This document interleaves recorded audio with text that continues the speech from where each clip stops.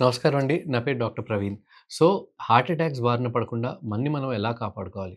ఈ రోజుల్లో మనం చూస్తే ఎక్కడో ఒక చోట ఏదో వీడియోలో ఎవరో ఒక 20-30 సంవత్సరాలు, 40 సంవత్సరాలు ఉన్నవారు ఒక్కసారిగా కుప్పకూలిపోవడం, వీరికి ఆ తర్వాత హార్ట్ అటాక్ వచ్చిందని చెప్పి నిర్ధారించడం, ఇది చూడడం మనకెంతో బాధాకరంగా అనిపించడం. అట్ ద సేమ్ టైమ్ అమ్మో! ఇలాంటివి ఎవరికన్నా జరిగే అవకాశాలు ఉంటాయని చెప్పి మదిలో మెదలడం, ఇయన్నీ మనకి మనం ఆల్మోస్ట్ ఎవ్రీ డే ఇయన్నీ మన థాట్స్ అండి. సో, హార్ట్ అటాక్స్ ఎందుకు వస్తున్నాయి? ఎటువంటి సింప్టమ్స్ మనం ముందు గుర్తుపట్టే అవకాశాలు ఏ రకంగా? ఆ తర్వాత వీటి బారిన పడకుండా మన్ని మనం ఎలా కాపాడుకోవాలి? హార్ట్ అటాక్ అనేది ఏ వయసులో అయినా రావచ్చు. ఇప్పుడు మనం మామూలుగా రోజు చూసే వీడియోల్లో ఇయన్నీ సడెన్ కార్డియాక్ అరెస్ట్ అని పిలుస్తామనమాట. ఈ సడెన్ కార్డియాక్ అరెస్ట్ ఎందుకవుతుందంటే, మన హార్ట్‌లో ఎలక్ట్రికల్ ఇంపల్సెస్ ప్రాబ్లమ్ వల్ల ఒక్కసారిగా ఆ ఎలక్ట్రికల్ ఇంపల్సెస్ ఆగిపోవడం, ఇలాంటి వాటి వల్ల ఒక్కసారిగా కార్డియాక్ అరెస్ట్ అనేది జరుగుతుంది.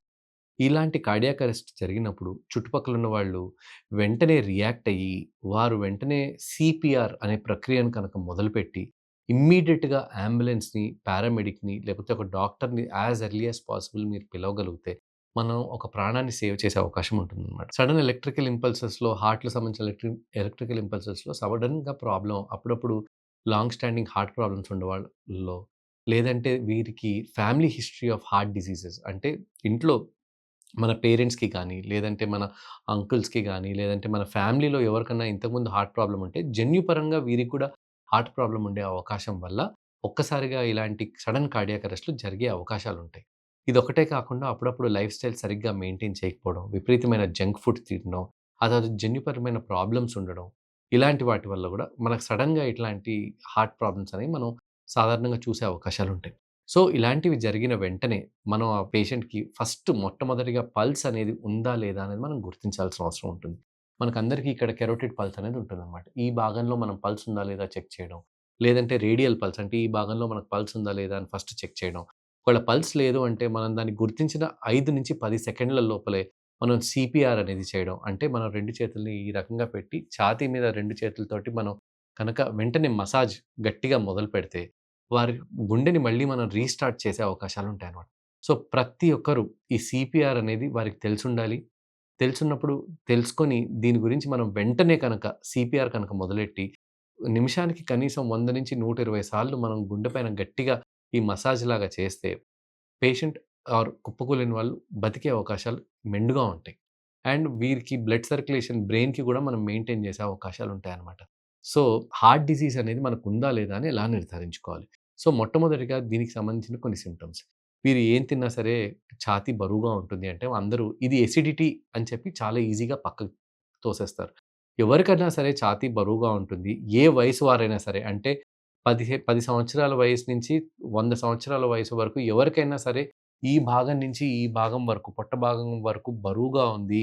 ఆర్ ఏ రకమైన కొంచెం పెయిన్ వస్తుంది అంటే వారు వెళ్లి ఎటువంటి విధంగా నెగ్లెక్ట్ చేయకుండా ఒక ఈసీజీ తీసుకొని ఈసీజీలో ఏమన్నా ప్రాబ్లమ్స్ ఉన్నాయని చెప్పి ఫిజిషియన్‌ని కన్సల్ట్ చేస్తే 2 నిమిషాల్లో తెలిసిపోతుంది ఏమన్నా ప్రాబ్లమ్ ఉందా లేదా అని. 99% ఎటువంటి ప్రాబ్లమ్ ఉండకపోవచ్చు. కానీ 1% మనం చెప్పలేం. సో, అందుకోసం నాకెటువంటి బీపీ లేదు, నాకెటువంటి షుగర్ లేదు, నాకేమీ కాదు అనే యాటిట్యూడ్‌తో మనం ఉండకూడదు. ఎప్పుడైనా సరే ఈ భాగం నుంచి ఈ భాగం వరకు మనకి ఏదన్నా ఛాతీ బరువుగా అనిపించినా, నొప్పి వచ్చినా, ఈ వైపొచ్చినా, ఈ వైపొచ్చినా, పొట్ట భాగంలో వచ్చినా ఒక ఈసీజీ తీసుకోవడం మోస్ట్ ఇంపార్టెంట్. నెక్స్ట్ మనం గుర్తుంచుకోవాల్సింది మనకి ఇంకేమన్నా సింప్టమ్స్ ఉన్నాయా? సో, అప్పుడప్పుడు ఈ హార్ట్ అటాకు ఇయన్నీ వచ్చే ముందు మనకు కొంచెం ఛాతీలో ఈ భాగంలో బరువుగా అనిపించడం, ఆ నొప్పి మనకి చేతిలోకి వెళ్ళడం, వీపులోకి వెళ్ళడం, ఆ తర్వాత ఇట్లా మనకి జాలోకి రావడం, లేకపోతే నెక్‌లోకి రావడం జరిగే అవకాశాలుంటాయి. వచ్చి తగ్గిపోతా ఉండొచ్చు. ఇదెప్పుడు వస్తా ఉంటాయి? మనం మెట్లెక్కుతున్నప్పుడు, బరువుగా మనం ఏమైనా పనులు చేసినప్పుడు, పరిగెత్తినప్పుడు ఇలాంటివి రెగ్యులర్‌గా అవుతున్నాయంటే మనం దగ్గరలో ఉన్న డాక్టర్‌ని కన్సల్ట్ చేసి, ఒక ఈసీజీ చేసుకొని, వెంటనే ట్రెడ్‌మిల్ టెస్ట్ లేకపోతే ఒక యాంజియోగ్రామ్ లాంటివి. యాంజియోగ్రామ్ అంటే ఈ రోజుల్లో ఇంతకుముందులాగా పెద్ద భయపడాల్సిన పని లేదు. సీటీ స్కాన్‌లో గూడా యాంజియోగ్రామ్ చేసుకునే అవకాశాలుంటాయన్నమాట. సో, ఇలాంటి చిన్న చిన్న టెస్టులు చేసుకొని, మనకి అసలు ప్రాబ్లమ్ ఉందా లేదా అని మనం వెంటనే గుర్తుంచుకోవాలి. ఎప్పుడైనా సరే హార్ట్ ప్రాబ్లమ్ లేదు నాకు అని చెప్పి మనం చెప్పుకోకూడదు. ఉందా లేదా అనేది నిర్ధారించుకొని, ఆ తర్వాత లేదు అని చెప్పుకోవడం చాలా చాలా అవసరం. ఇంట్లో ఎవరికన్నా సరే family history of heart problems అంటే తల్లిదండ్రులకి షుగర్, బీపీ ఉండడం, ఆ తర్వాత తల్లిదండ్రులు, మామలు, అత్తలు, పిన్నులు వీళ్ళలో ఎవరికైనా సరే హార్ట్ ప్రాబ్లమ్ అంటే చిన్న వయసులోనే హార్ట్ అటాక్ రావడం, చిన్న వయసులోనే బీపీ, షుగర్ రావడం ఇలాంటివి ఉన్నాయి అంటే ఖచ్చితంగా మనం కూడా మనకు షుగర్, బీపీ, హార్ట్ ప్రాబ్లమ్ ఉందా లేదా అని చెక్ చేసుకోవాలి. దీనికి సింపుల్‌గా మనం దగ్గరలో ఉన్న ఏ ఫిజిషియన్ దగ్గరికెళ్ళినా సరే ఒక ఈసీజీ, ఒక ట్రెడ్‌మిల్ టెస్టు, ఒక 2డీ ఎకో చేసుకొని అప్పటికప్పుడే నిర్ధారించే అవకాశాలుంటాయన్నమాట. ఇవన్నీ చేయడానికి కేవలం అర్ధగంట సేపే పడుతుంది. మీకు పెద్ద సమయం గూడా వృధా గాదు. ఇలాంటివి ఈ చిన్న చిన్న పరీక్షలు చేసుకొని మనకి ఎటువంటి ప్రాబ్లమ్ ఉందా లేదా తెలుసుకోవచ్చు. ఇదొకటే కాకుండా అప్పుడప్పుడు మనకు రక్త పరీక్షలు కూడా ఎంతగానో హెల్ప్ చేస్తాయి. మనకి దీర్ఘకాలికంగా 3 మంత్స్ నుంచి షుగర్ ఎలా ఉందని చెప్పే హెచ్‌బీఏవన్సీ టెస్టు, ఆ తర్వాత కొలెస్ట్రాల్‌కి సంబంధించిన ఎల్‌డీఎల్ కొలెస్ట్రాల్‌కి సంబంధించిన టెస్టు, ట్రైగ్లిసరైడ్స్‌కి సంబంధించిన టెస్టు, ఆ తర్వాత హెచ్ఎస్‌సీఆర్‌పీ అంటే దీర్ఘకాలికంగా మనకి హార్ట్‌కి రిస్క్ ఫ్యాక్టర్స్ ఎక్కువగా ఉన్నాయా అని చెప్పే ఒక టెస్టు. ఇలాంటి టెస్ట్‌లు లైపోప్రోటీన్ ఏ అనే టెస్ట్ ఇలాంటివి చేసుకోవడం ద్వారా మనకి రిస్క్ ఫ్యాక్టర్ ఉందా? లేదా? అనేది మనం ఈజీగా ఒక బ్లడ్ టెస్ట్ ద్వారా గూడా తెలుసుకునే అవకాశాలుంటాయన్నమాట.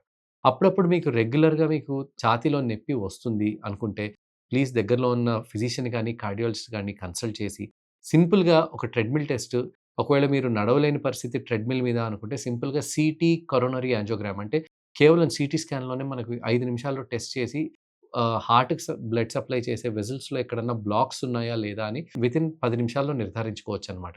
ఇలాంటి టెస్ట్ చేసుకొని వెంటనే అప్పటికప్పుడే మీ కార్డియాక్ స్టేటస్ ఎలా ఉంది అని తెలుసుకోవచ్చు. హై ఇంటెన్సిటీ స్పోర్ట్స్‌లో పాల్గొందాం అనుకున్న వాళ్ళు ఖచ్చితంగా కార్డియాక్ చెకప్ మీ దగ్గరలో ఉన్న ఫిజిషియన్‌తో చేయించుకోండి. రెగ్యులర్‌గా కనీసం నెలకి ఒక 2 సార్లన్నా బీపీ చెక్ చేసుకోండి.